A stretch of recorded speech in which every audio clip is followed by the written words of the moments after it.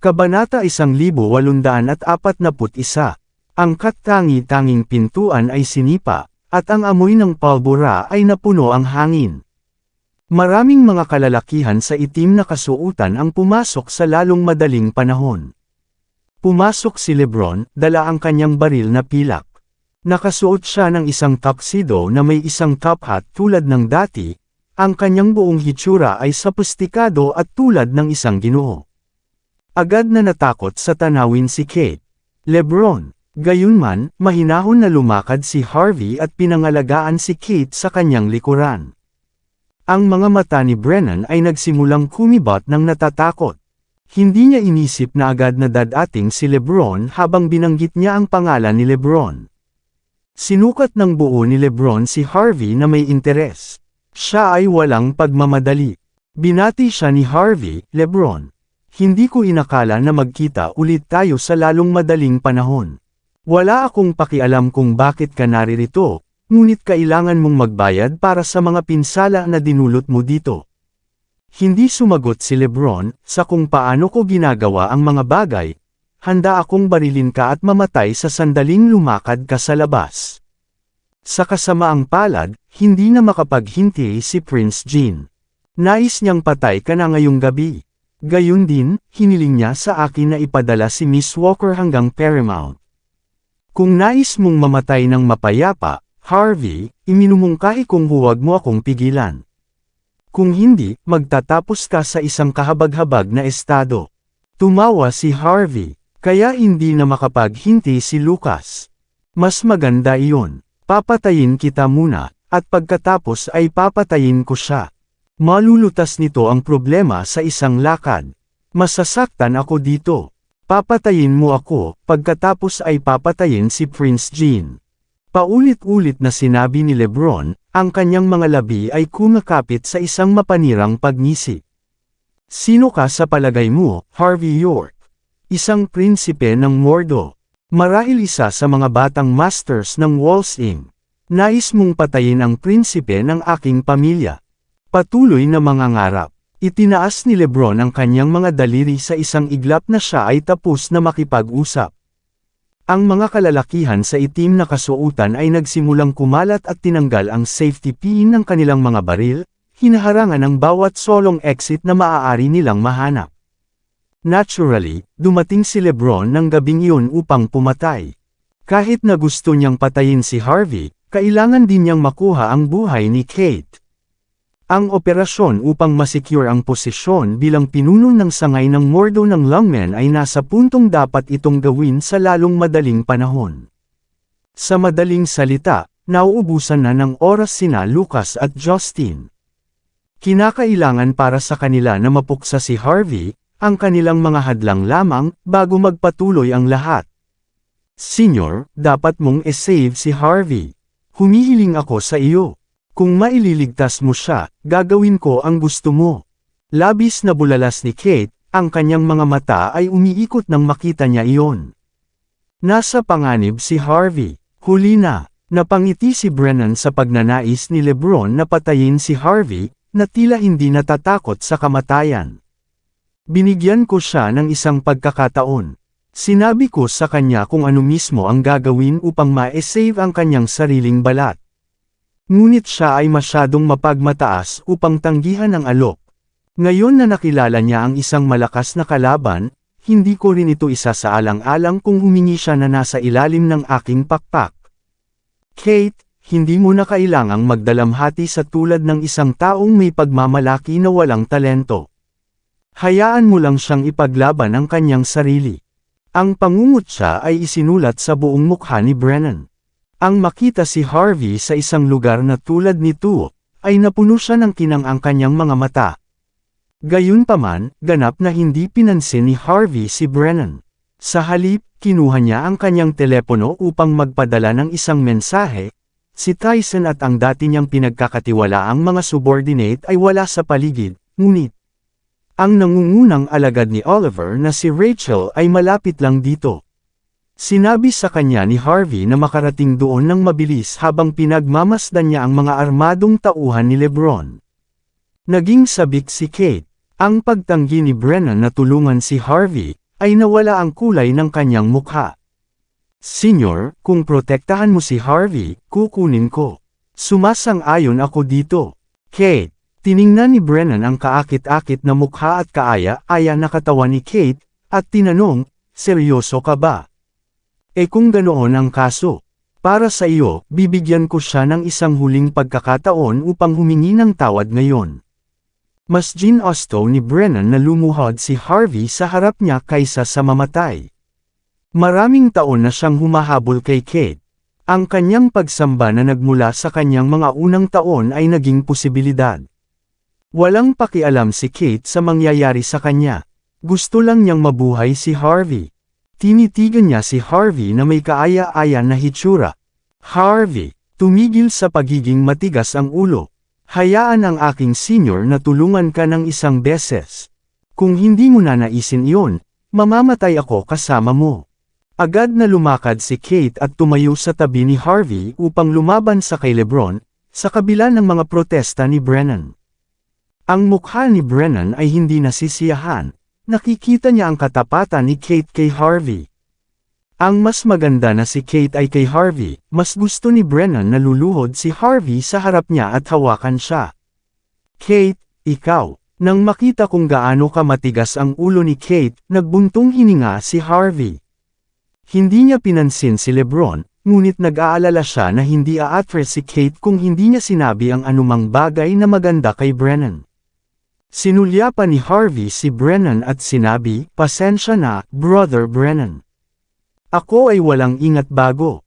Kahit ngayon, humihingi lang siya ng tawad. Wala siyang balak na maging bahagi ng Bray Temple. Hey! Hindi bababa sa alam mo kung kailan magbigay sa akin. Labis na na-refresh si Brennan matapos marinig ang tinatawag na paghingi ng tawad ni Harvey. Naglakad siya pasulong, ang mukha niya na puno ng panlalait. Akala ko ikaw ay ilang nagpapakitang gilas lamang na lalaban hanggang sa huli.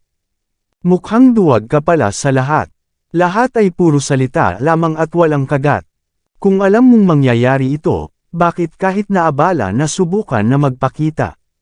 Nagsalita si Brennan na parang nagtuturo siya ng isang aralin kay Harvey. Hindi pinansin ni Harvey si Brennan at dinala si Kate sa likuran.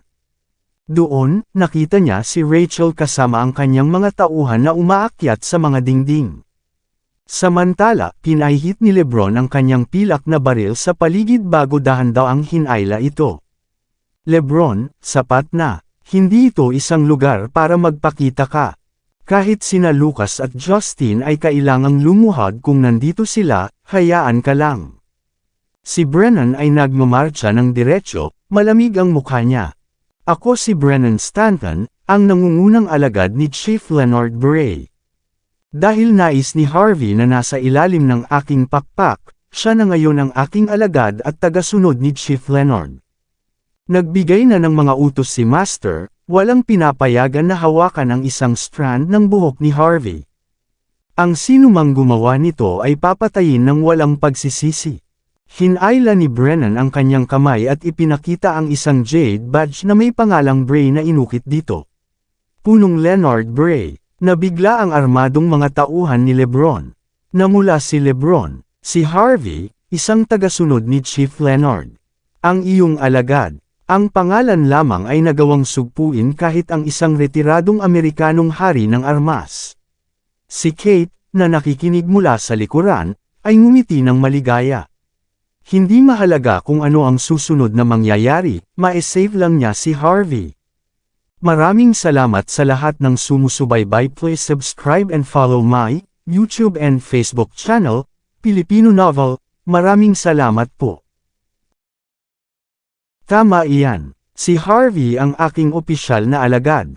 Naturally, ginagawa na rin niya na maging tagasunod ng aking Panginoon.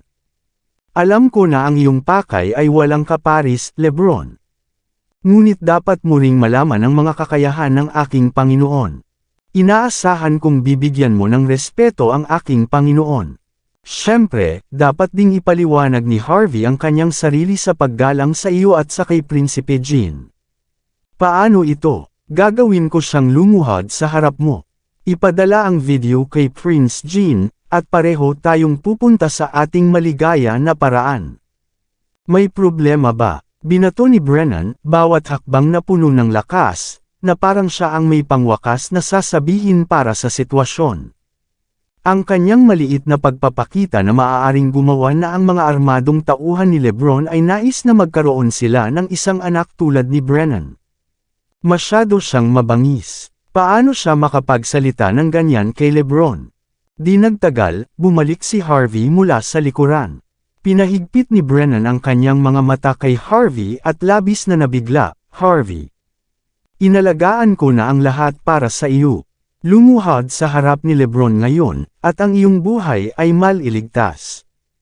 Hindi na kailangang pasalamatan ako, ito lamang ang aking tungkulin."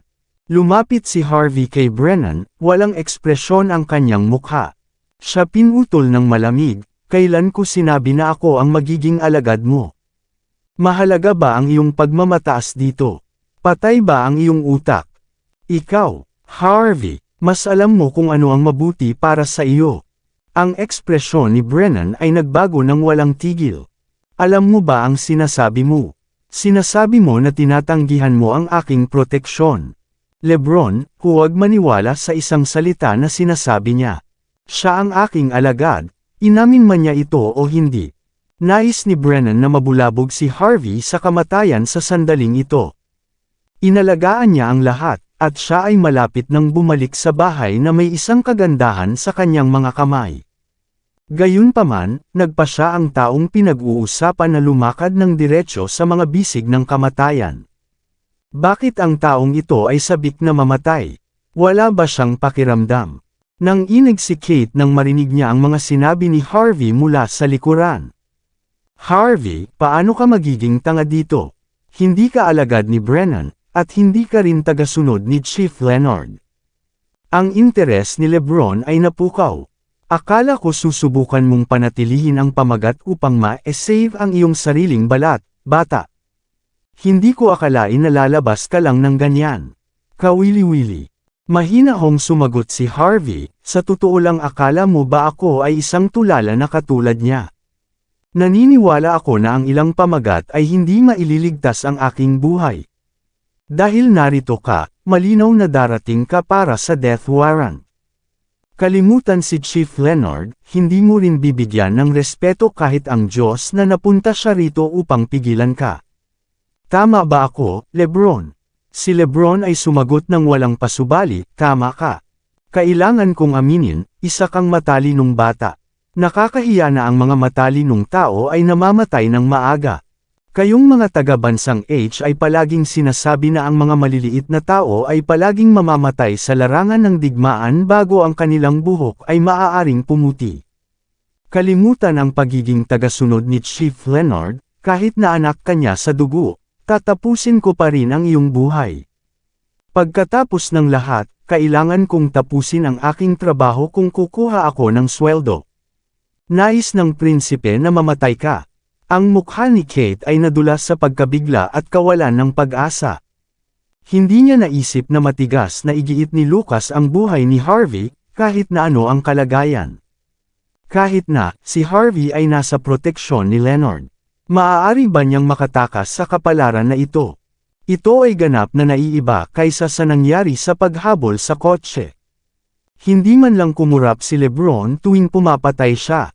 Nang marinig ni Brennan ang mga mapanirang komento ni Lebron, naramdaman niyang ininsulto siya, tumigil siya sa isang kakilakilabot na pagtingin sa kanyang mukha, at nagsimulang sumigaw sa kay Lebron.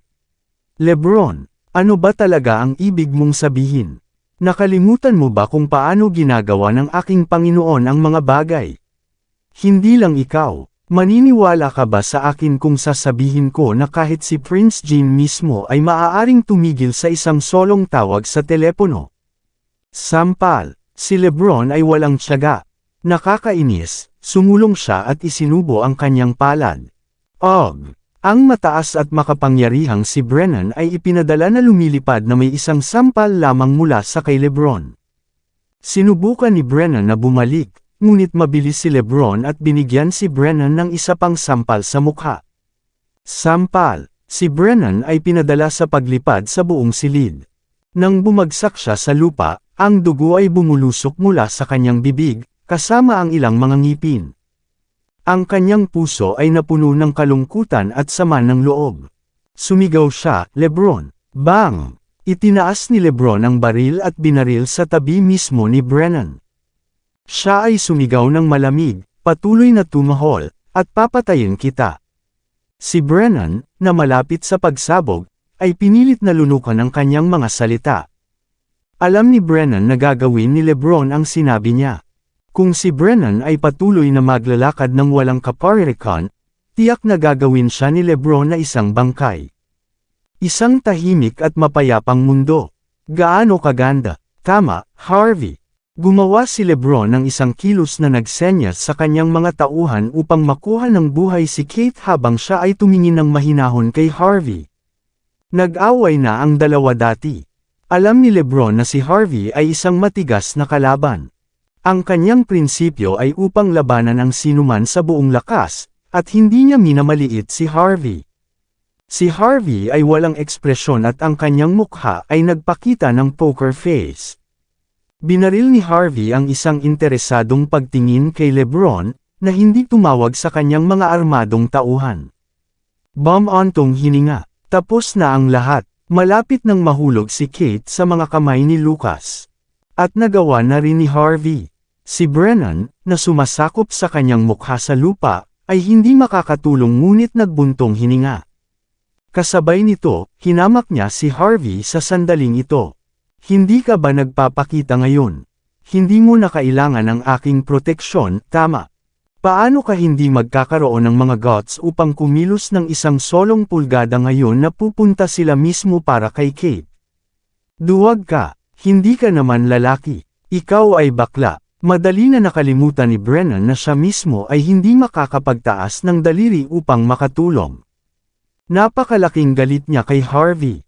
Malamig na sumulyap si Lebron sa kay Harvey at sinabi, "Matalino ka talaga, Harvey. Kung tutol ka ngayon, mamamatay ka lang ng mas masamang kamatayan. Kung ako ikaw, magpakamatay ka na ngayon. Iyon ang pinakadiretso na paraan para sa iyo." Kinuha ni Lebron ang isang sandang at itinapon ito sa kay Harvey, habang ang kanyang mukha ay nasa isang mapaglarong hitsura. Matapos ang kanilang huling laban, tumingin si Lebron sa mga kasanayan sa pagpapamuok ni Harvey. Gayunpaman, hindi niya inakala na si Harvey ay isang karapat-dapat na kalaban para sa kanya. Sa paningin ni Lebron, maaari niyang patayin si Harvey kung sinubukan niya ang kanyang pinakamahirap. Siyempre, mas mabuti kung natapos ni Harvey ang kanyang sariling buhay, dahil maililigtas nito si Lebron sa gulo. Walang sinabi si Harvey, at sa halip ay sumulyap sa likuran. Bang, bang, bang. Ang ilan sa mga armadong tauhan ni Lebron ay pumasok sa likuran, ngunit ang isang matangkad at payat na tao na nakasuot ng isang puting kamiseta ay agad na sinipa sila at pinalipad sila. Ang mga lalaking ito ay nasira ang kanilang mga braso at binti sa sandaling nahulog sila sa lupa. Hindi nila nagawang makabangon muli. Mayroon lamang silang lakas na mag-ayos sa sakit at pakikibaka. Ang mga mata ni Brennan ay kumapit ng walang tigil. Hindi siya makapaniwala sa kanyang nakita. Rachel Hardy. Halata kay Brennan kung sino siya. Napasinghap siya, hindi maintindihan kung bakit ang nangungunang alagad ng Longmen's Mordo branch ay lalabas dito. Sa lalong madaling panahon, naintindihan niya kung bakit naging mapagmataas si Harvey. Sinuportahan siya ni Rachel sa likod ng mga eksena sa buong oras na ito. Si Brennan ay lumaki ng labis na naiinis sa pamamagitan ni Harvey, ang isang tao na pinapanatili hanggang sa saklaw na ito ay tunay na isang anekdota ng mga edad. Kabanata 1845. Si Brennan ay naiinis sa isang pinananatiling lalaki tulad ni Harvey. Nang makita ni Brennan si Harvey na tumatawid sa kanyang mga bisig at tumalikod na parang ang huli ay manunood lamang ng laban, si Brennan ay mas nabigo sa kay Harvey. Hindi niya maiintindihan kung bakit hahanapin pa nina Rachel at Kate ang taong ito. Mas maganda kung kasama nila siya.